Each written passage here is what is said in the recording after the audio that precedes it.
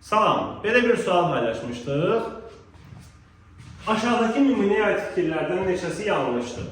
Kim şeytanların buynuzla, axmaqların zınqırovla özünü nişan verərək gəzdiyini düşünürsə, o həmişə onların ovuna və oyuncağına çevriləcəkdir. Baxın suala, cavabınızı müəyyənləşdirin, daha sonra keçək bizim izaha. A. Budaq cümlənin baş cümləyə bağlanmasında şəxs əvəzliyindən və sual əvəzliyindən istifadə edilmişdir. Burada sual əvəzliyi var, bağlayıcı söz kimi. O da var, qarşılıq söz kimi. Amma qarşılıq sözdür, əvəzlik qəlibdir. Demişdik ki, bunlar bağlayıcı vasitə deyil. Burada təkcə kim bağlayıcı vasitədir bu əvəzliklərdən? Deməli, A variantındakı fikir yanlışdır.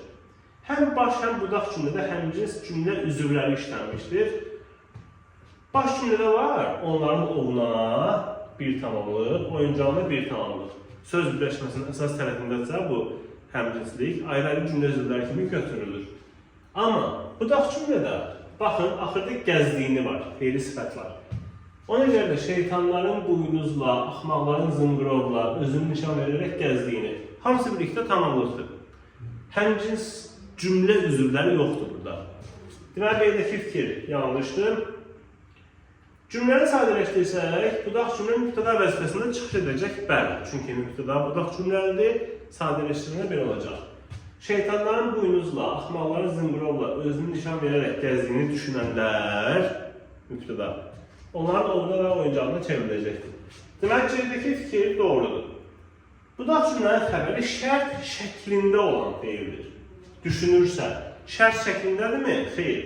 İsə var burada, İsə hissəcək, amma söz xəbər şəklindədir. Ona görə D-də yanlışdır.